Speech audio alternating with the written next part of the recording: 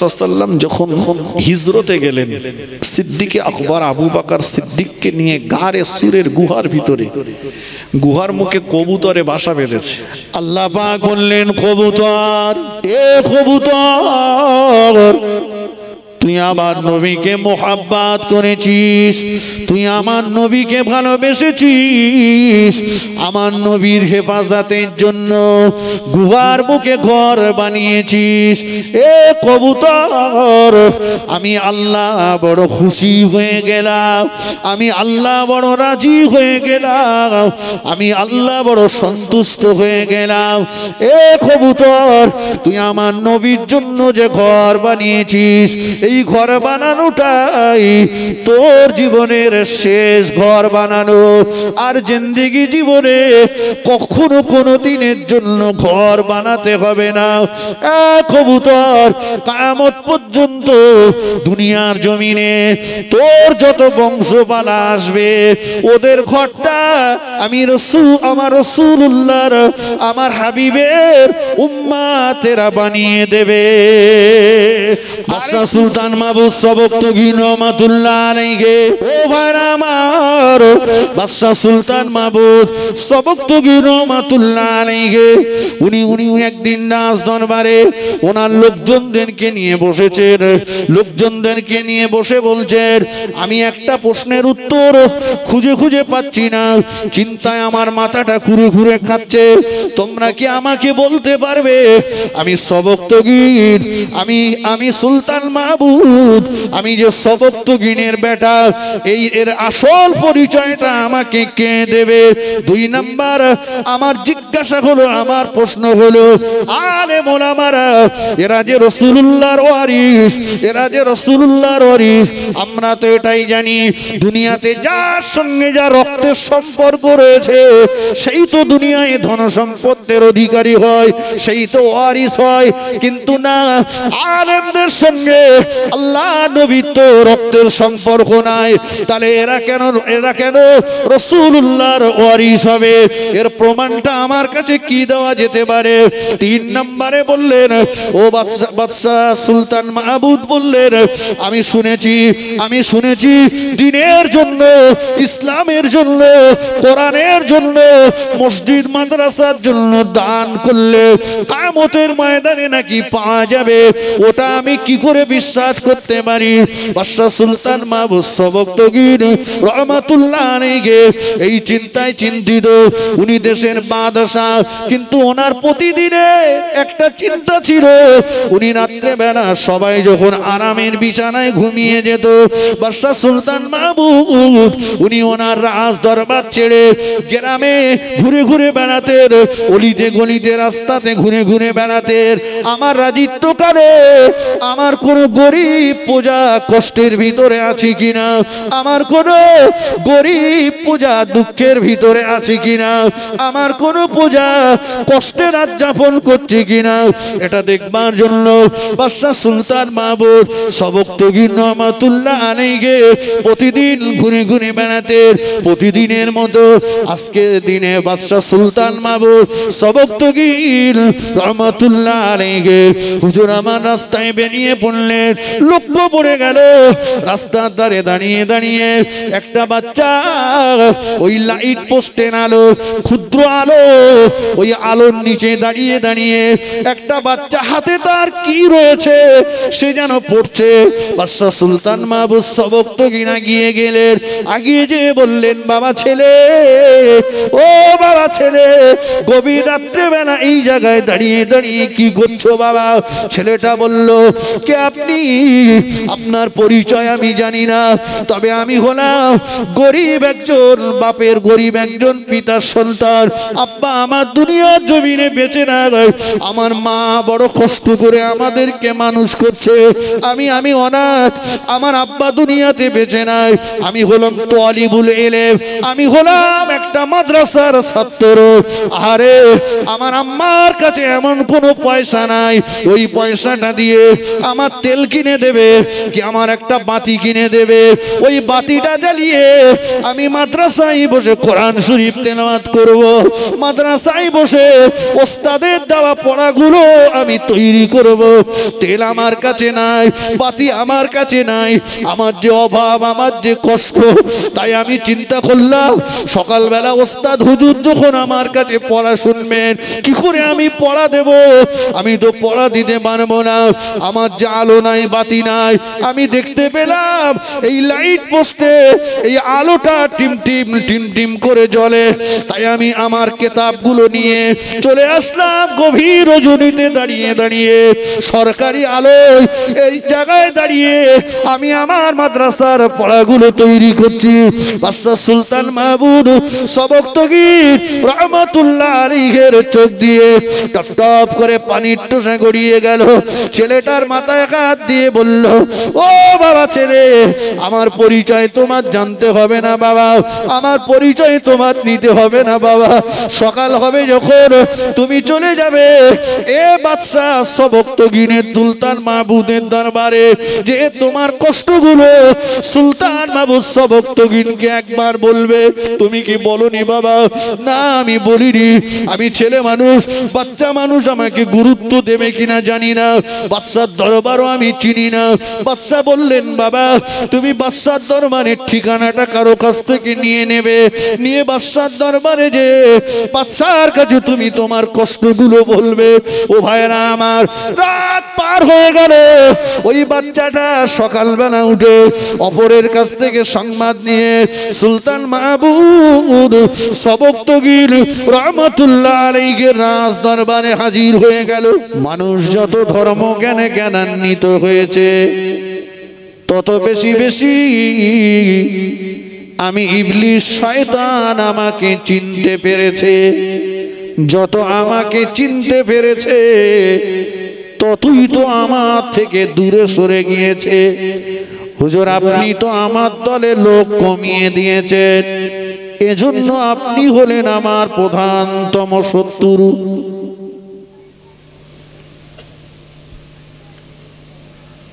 এই ওয়াজ বুঝবার জিনিস, শুধু সুর শোনার জিনিস না। আর এখন ওয়াজের চাইতে গুতুগুতিটা বেশি হচ্ছে। কিছু বুঝুন, কিছু নেওয়ার চেষ্টা করি। তাহলে রাসূলুল্লাহ সাল্লাল্লাহু আলাইহি ওয়াসাল্লাম শত্রু হলেন কেন? রাসূল ধর্মের জ্ঞান মানুষের কাছে পৌঁছে দিয়েছেন তাই। ভাই, রাসূল যদি ধর্মের জ্ঞান মানুষের কাছে পৌঁছানোর কারণে ইবলিস শয়তানের প্রথম নম্বরের শত্রু হয়, আজও যারা দুনিয়ার জমিনে নবীর ওয়ারিস ধর্ম জ্ঞান মানুষের কাছে বিতরণ করছেন, ধর্ম জ্ঞান মানুষের কাছে পৌঁছানোর চেষ্টা করছেন, এ জামানার ইবলিস শয়তান আর তার চেলাদের শত্রু তারা হবে না? হবে না? কথা বলেন। মসজিদে দল, মাদ্রাসায় দল, গ্রুপ মাঝি আছে না নেই? চোর তো সেখানে যাবে, মাল যেখানে সেখানে, যেখানে মাল নেই যে বাড়ি সেখানে গেলাম আছে আপনাই। অতএব দেখবেন যত গুতুগুতি এই জায়গাটাই একদম এইরকম করে কত প্রতিষ্ঠান বন্ধ করে দিয়েছে ইবলিসের চেলারা। মাদ্রাসা গ্রুপবাজি করে, পার্টিবাজি করে, দণ্ড করে বন্ধ করে দিয়েছে। আজ থেকে 2500 বছর আগে মিশরের গদিতে যারা রাজিত্ব করত তাদেরকে বলা হতো ফেরাউন। ফেরাউন কিন্তু আসলে কারোর নাম না, ফেরাউন হচ্ছে একটা লকব, উপাধি। যেমন প্রধানমন্ত্রী একটা লকব, মুখ্যমন্ত্রী একটা লকব, স্বরাষ্ট্রমন্ত্রী, রাষ্ট্রপতি একটা লকব। তাদের বাবা মায়ের দেওয়া একটা প্রকৃত নাম আছে, আছে তো নাকি? জি। তো মিশরের গদিতে যারা বসতো তাদেরকে বলা হতো ফেরাউন। নবী মুসা আলাইহিস সালামের জামানায় যে ফিরাউন ছিল তার বাপ মায়ের দেওয়া নাম ছিল ওলীদ। এই ফিরাউন তার রাজত্বকালে সর্বপ্রথম যেটা করেছিল সেটা হলো গোটা মিশরের জমিন থেকে ধর্মীয় প্রতিষ্ঠানগুলোকে উৎখাত করার চেষ্টা করেছিল এবং গোটা মিশরের মাটি থেকে ধর্মীয় প্রতিষ্ঠানগুলোকে উৎখাত করেও ছিল। কারণ ফিরাউন জানতো মানুষকে যদি ধর্মজ্ঞান থেকে বিচ্যুত না করা যায়, ধর্মজ্ঞান থেকে মানুষকে যদি পৃথক না করা যায়, মানুষকে যদি ধর্মজ্ঞান থেকে আলাদা না করা যায়, তাহলে আমার চটকদারি, আমার ভরংবাজি, আমি যে খোদাই দাবিত্ব করেছি এই খোদাই দাবিত্ব বেশি দিন টিকবে না। অতএব আমার এই খোদাই দাবিত্বকে টিকাতে গেলে মানুষকে ধর্মজ্ঞান থেকে বিচ্যুত করতে হবে। এটাই ছিল ফিরাউনের নীতি। আজকে 2500 বছর পরে এসে দেখছি সে ফিরাউনের কিছু চেলা যারা পশ্চিম বাংলার সাহায্যপ্রাপ্ত সিনিয়র মাদ্রাসাগুলোতে নতুন সিলেবাসকে আধুনিকরণ করবার দেখিয়ে পক্ষান্তরে মুসলমানদেরকে কাছ থেকে ধর্মজ্ঞান কেড়ে নিয়ে তাদের বোকা বানানোর চেষ্টা যেমন একদিকে চালাচ্ছে, অপরদিকে বেসরকারি খারিজি মাদ্রাসাগুলো যেখান থেকে দ্বীনের আলেম আর হাফেজ তৈরি হবে, এ জামানার কিছু ফিরাউনের শগুনের চোখ সেগুলোকে পড়েছে। তাই তারা সেই মসজিদ, মাদ্রাসা, ঈদগাহ, কবরস্থান, ধর্মীয় জায়গাগুলোকেও ব্যান্ড করার একটা ষড়যন্ত্র চালিয়ে যাচ্ছে। কথা ঠিক কিনা বলে? এই চিন্তা ছিল ফিরাউনের। ফিরে আসুন, তাহলে ধর্মজ্ঞানের শত্রু কে বলেছি বাবু? ইবলিস, শয়তান। আল্লাহ নবী মদিনার মসজিদে নবাবী শরীফের চাতোয়ালে বসে আছেন। ইবলিস শয়তান কোথা থেকে এসে সোজা মদিনার মসজিদে নবাবী শরীফে প্রবেশ করলো। মসজিদে ঢুকেছে। বেশ কিছুক্ষণ পরে মসজিদ থেকে বেরিয়েছে। নবী পাক সাল্লাল্লাহু আলাইহি ওয়াসাল্লাম ডাকলেন, ইবলিস শোন, তো মসজিদে যাওয়া কাজ না, তো তুই হঠাৎ মসজিদে গেলি, কি ব্যাপার? বলছে, হুজুর সত্য কথা বলবো। বলে, সত্য না তা মিথ্যা বলবি? সত্য বল। বলছে, হুজুর আমি আসলে মসজিদের পাশ দিয়ে যাচ্ছিলাম, যেতে যেতে দেখলাম আপনার একজন সাহাবী নামাজ পড়ছে, আমি তার নামাজকে নষ্ট করে দেব বলে গিয়েছিলাম। নামাজ নষ্ট করেছিস? বলে, না পারিনি। কেন? বলছে, যে সাহাবী নামাজ পড়ছিলেন ওনার পাশে আর একজন সাহাবী অল্প অল্প ঘুমাচ্ছেন। ওই ঘুমন্ত মানুষটাকে দেখে আমার ভয় লেগেছে, তাই নামাজ নষ্ট করতে পারিনি। রাসূলুল্লাহ সাল্লাল্লাহু আলাইহি ওয়াসাল্লাম বললেন, একটা জাগ্রত সচেতন মানুষকে দেখে তোর ভয় লাগলো না? একটা ঘুমন্ত মানুষকে দেখে ভয় লাগলো, কি ব্যাপার? ইবলিস শয়তান জবাব দিয়েছিল, ইয়া রাসূলুল্লাহ, ইয়া হাবিবাল্লাহ, যে সাহাবী আপনার নামাজ পড়ছিলেন উনি হলেন একজন আবেদ মানুষ, উনি হলেন একজন তাপস মানুষ, উনি হলেন একজন সাধারণ মানুষ। হুজুর, যে সাহাবী আপনার অল্প অল্প ঘুমাচ্ছিলেন উনি হলেন যোগ্য বিজ্ঞ একজন আলেম সাহাবী, উনি হলেন একজন ফকী সাহাবী। ইয়া রাসূলুল্লাহ, ইয়া হাবিবাল্লাহ, হুজুর আপনি তো নূরের জবানে জানিয়ে দিয়েছেন 1 মিনিট ইলমে দ্বীন চর্চা করলে 60 বছরের নফল ইবাদতের সওয়াব পাওয়া যায়। ওগো আল্লাহর নবী, আমি চিন্তা করলাম এই আবেদ মানুষ, তাপস মানুষটার নামাজ নষ্ট করে দিতে যে যোগ্য আলেম সাহাবীর ঘুমটা যদি ভেঙে যায়, ওর নামাজ নষ্ট করে দিয়ে আমার যতটা না লাভ হবে তার চাইতে বেশি ক্ষতি হয়ে যাবে এই আলেম সাহাবীর ঘুমটা যদি ভেঙে যায়। ওগো আল্লাহর নবী, এজন্য আমি ওর নামাজ নষ্ট করতে পারলাম না। আল্লাহর নবী ওই সময় বলেছিলেন, ও আমার সাহাবীরা মনে রাখো, আমি রাসূলুল্লাহ জানিয়ে দিলাম, আলিমুন আহদুন আসাদু আলা শাইতানি মিন আলফি আবিদিন। আল্লাহর নবী বললেন, 1000 আবেদ অপেক্ষা একটা আলেম বান্দা শয়তানের কাছে বেশি কঠোর। 1000 আবেদকে মুহূর্তের ভিতরে শয়তান পথভ্রষ্ট করে দিতে পারে, কিন্তু একটা আলেম বান্দাকে পথভ্রষ্ট করা শয়তানের জন্য বড় কঠিন।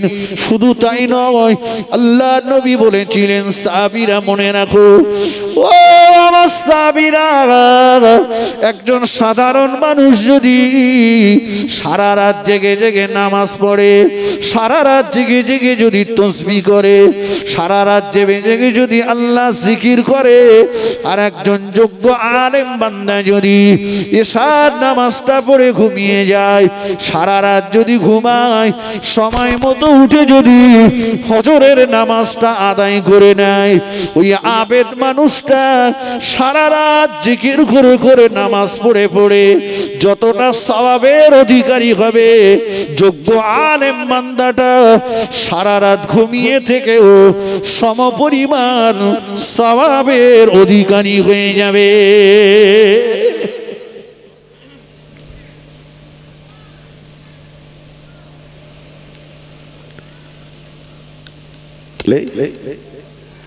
ধর্ম জ্ঞানের শত্রু কে বাবু?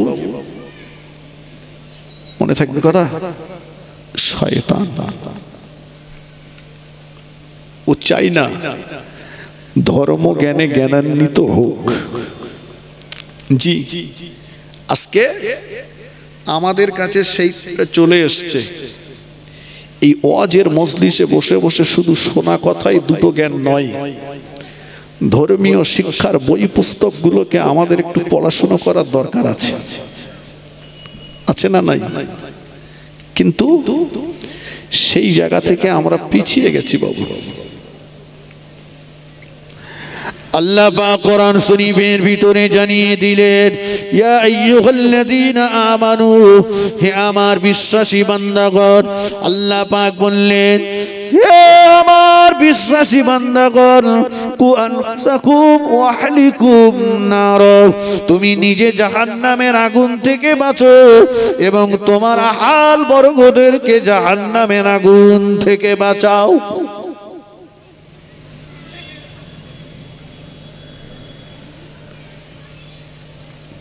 বাবু, জাহান্নামের আগুন থেকে খোদ আল্লাহ নিজেই বললেন, তুমি বাঁচো, তোমার পরিবারটাকে বাঁচাও, আহাল বর্গদেরকে বাঁচাও।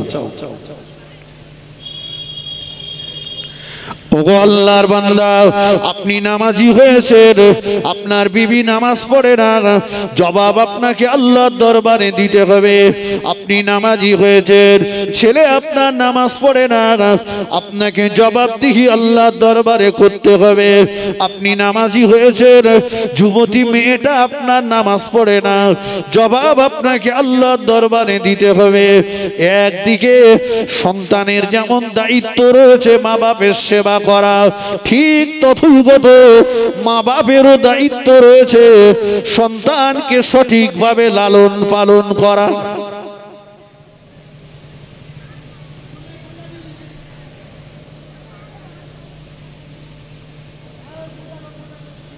আমরা এই ওয়াজটা বেশি বেশি শুনি, মায়ের পায়ের তলায় জান্নাত, মা বাপের সেবা না করলে কপালে খুব দুঃখ কষ্ট বিপদ। কথাটা সত্য, কথাটা মিথ্যা নয়। রাসূল বলেছেন মায়ের পায়ের তলায় জান্নাত। তার মানে কি এই যে মায়ের পায়ের নিচেই জান্নাত? আমাকে লম্প ধরিয়ে আলো ধরিয়ে খুঁজে বেড়াতে হবে না। আল্লাহ নবী নারী জাতির সম্মান দিতে যে আল্লাহ নবী নারী জাতির সম্মান দিতে যে বলেছিলেন সাহাবীরা, ও আমার সাহাবীরা শুনে রাখো, তোমাদের জান্নাত মসজিদে নেই, তোমাদের জান্নাত মাদ্রাসায় নেই, তোমাদের জান্নাত মক্কা শরীফে নেই, তোমাদের জান্নাত মদিনা শরীফে নেই। আল্লাহ নবী বললেন ইন্নাল জান্নাতা তাহতা আকদামি উম্মাহাতিকুম, তোমাদের জান্নাত হলো তোমাদের জনম দুঃখিনী মায়ের পায়ের তলায়। একটু জোরে জোরে বলুন সুবহানাল্লাহ। মায়ের পায়ের তলায় জান্নাত। তবে মনে রাখো, যে মা নিজে নামাজ পড়ে না, তার ছেলেকে নামাজি বানাতে পারলো না, তার যুবতী মেয়েটাকে নামাজি বানাতে পারলো না, যে মা নিজে পর্দার ভিতরে থাকে না, তার যুবতী মেয়েটাকেও পর্দায় রাখতে পারলো না, যে মা নিজে কোরআন শরীফ পড়তে জানে না, বাচ্চাগুলোকেও কোরআন শরীফ শেখাতে পারলো না, যে মা নিজে গ্রুপ লোনের মতো সুদের ব্যবসা করে, যে মা নিজে নির্লজ্জের মতো দোকানদারি করে, যে মা নিজে নির্লজ্জের মতো বাজার করে করে বেড়ায়, যে মা নিজেকে গান বাজনা থেকে দূরে সরাতে পারলো না, তার বাচ্চাগুলোকেও গান বাজনা থেকে দূরে রাখতে পারলো না, যে মা মেলায় ফাংশনে কাওয়ালি থিয়েটারে ঘুরে ঘুরে বেড়ায়, ওই মায়ের পায়ের তলায় জান্নাত পাওয়া যাবে না, যাবে না, যাবে না। মায়ের পায়ের তলায় জান্নাত মানে মায়ের দেখানো রাস্তায় সন্তান চলবে, এটাই তো হলো মায়ের পায়ের তলায় জান্নাত। মায়ের দেখানো রাস্তায় সন্তান চলবে।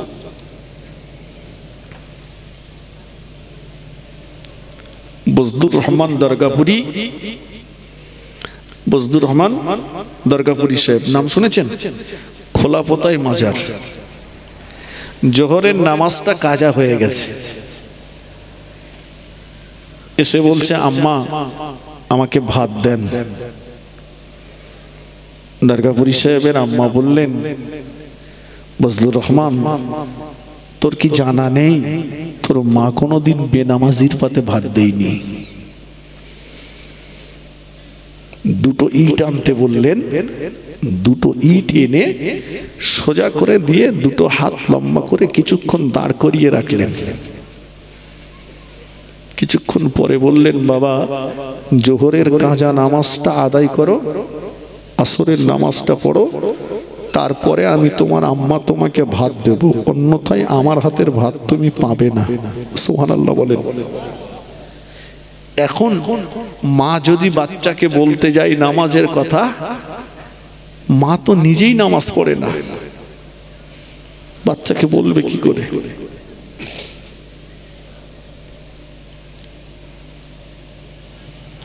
ইসলামিক ল হলো বাচ্চা আপনার দুনিয়ার জমিনে ভূমিষ্ঠ হয়েছে, বাপ মায়ের দায়িত্ব রয়েছে ওই বাচ্চাটার ডান কানে আজান দাও, বাম কানে আকামত দাও, এটাই তো দায়িত্ব ছিল আব্বা মায়ের। আমি যদি আপনাকে জিজ্ঞাসা করি বাবাজি আজান কি এখন দেওয়া হয়, আপনি আমাকে বলবেন না না দেওয়া হয় না, কারণ এখন দিনকাল খারাপ, এখন তো হসপিটালে আর নার্সিং হোমে হচ্ছে। আমি বলবো দিনকাল কেমন করে খারাপ হলো? ও ভাইরা মুরব্বীরা বলুন, আগে মোবাইল ছিল না, এখন মোবাইল এসে গোটা দুনিয়াটাই তো হাতের মুঠোর ভিতরে চলে এসেছে। আগে স্যাটেলাইট ছিল না, এখন স্যাটেলাইট হয়েছে। গাড়িতে বসে আপনি জিপিএসটা অন করুন, কোথায় যাবেন স্যাটেলাইট আপনাকে রাস্তা দেখিয়ে দেখিয়ে গন্তব্যে পৌঁছে দেবে। আগে বিমান ছিল না, এখন বিমান পরিষেবা হয়েছে।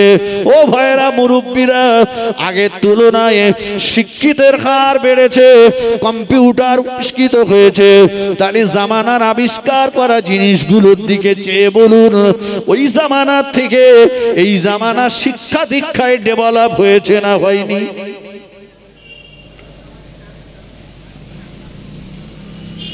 তাহলে দিনকাল খারাপ বলছেন কেন? আসলেই না, আমরা যেগুলো পাচ্ছি এগুলো আমাদের দু হাতের কামাই করা ফসল। বাবাজি বেয়াদবি ক্ষমা করুন, আমরা 6টা 7টা 8টা 9টা 10টা 12টা ভাই বোন, আমাদের মা চাচিদের কোনোদিন হসপিটালের বেডে শুতে হয়নি। কথা ঠিক কিনা বলে? আমাদের মা চাচিদের ঘরে খাট ছিল না, ফ্রিজ ছিল না, তখন আমার মা চাচিদের গ্যাসের রান্না ছিল না, তারা উনানে কাঠের জালে রান্না করত। তাদের যুগে এত স্টাইল মার্কা পোশাক ছিল না, কিন্তু আমার মা চাচিদের পর্দার কোনো ঘাটতি ছিল না। ইজ্জতের হেফাজত যিনি করেছেন আল্লাহ পাকও তাকে মদদ দিয়েছেন।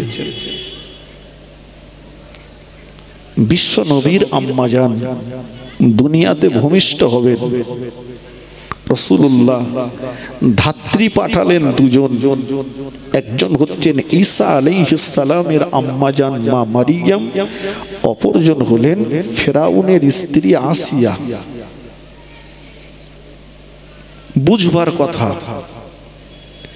বিশ্ব নবীর মায়ের কাছে যে দুজন ধাত্রী আল্লাহ পাঠিয়েছেন, এই দুজন নারীকে কোনদিন কোন পৃথিবীর পর পুরুষ, পৃথিবীর কোন পুরুষ স্পর্শ করতে পারেনি। তাদেরকে আল্লাহ বিশ্ব নবীর মায়ের ধাত্রী করেছেন। আজ হসপিটালের বেডে শুয়ে কাতরাতে হচ্ছে। মা বোন, একবার বলুন তো, গর্ভে বাচ্চা এসেছে, আমরা প্রথমত যাই হেলথ সেন্টারে, হসপিটালে কাট করতে, একটা নাম লেখাতে, তাই তো নাকি? কথা ভুল বুঝেন না, আমি নিষেধ করছি না। ও আমার ভাইয়েরা, মুরব্বীরা, ও নওজওয়ানেরা, ও আমার মায়েরা বোনেরা, বলুন হসপিটালে কার্ডটা করবার আগে, হেলথ সেন্টারে কার্ডটা করবার আগে একজনকে আমার সামনে দাঁড়িয়ে বলবেন, নামাজের পাটিতে বসে নামাজ আনতে সিজদায় পড়ে যে আল্লাহ পাকের দরবারে দুফোঁটা চোখের পানি ফেলে দুটো হাত তুলে আল্লাহর কাছে কি কেঁদে কেঁদে একটা অ্যাপ্লিকেশন করা হয়েছে। নাম কি লেখানো হয়েছে? আল্লাহ আমার বিবির গর্ভে বাচ্চা, আল্লাহ আমার বোনের গর্ভে বাচ্চা, আমার মেয়ের গর্ভে বাচ্চা। ইজ্জত দেওয়ার মালিক আপনি আল্লাহ, বেইজ্জতির মালিকও আপনি আল্লাহ। আল্লাহ আপনি রাতের ভিতর থেকে দিন বার করেন, দিনের ভিতর থেকে রাত আপনি বার করেন। আল্লাহ আপনি এদের ইজ্জত সম্মানকে হেফাজত করবেন, এদেরকে আপনি বেইজ্জতি করাবেন না আল্লাহ, হসপিটালের বেডে শোয়াবেন না আল্লাহ। একটা বার বলুন, এ কাজ কি আমরা কেউ আল্লাহ দরবারে আগে একবার করেছি?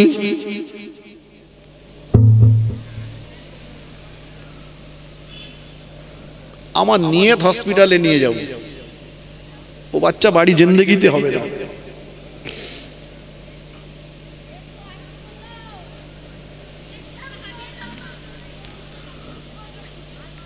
বিশ্ব নবীর মায়ের কাছে ধাত্রী আসতেন,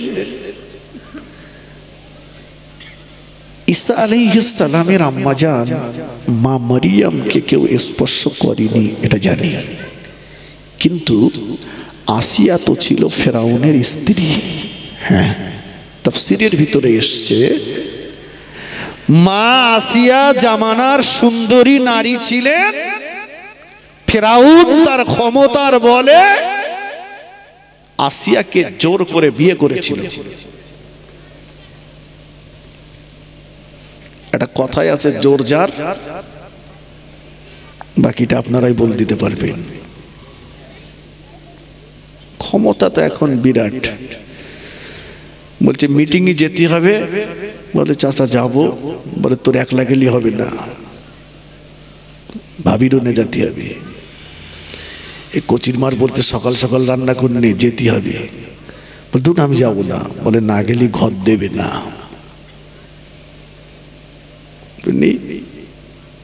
একটা ঘরের জ্বালায় বউটারেও মিটিং এ নিয়ে গেছে, কিন্তু ও একবারও ভাবিনি যে ঘর হয়তো দুনিয়ার মেম্বার দেবে, কিন্তু আল্লাহ যদি মনে করে, আল্লাহ বলে বান্দা তুই আমার ফরজ হুকুমকে লঙ্ঘন করেছিস, মেম্বারের দেওয়া ঘর পেয়েছিস, কিন্তু ওই ঘরে আমি আল্লাহ তোকে শুতে দেব না।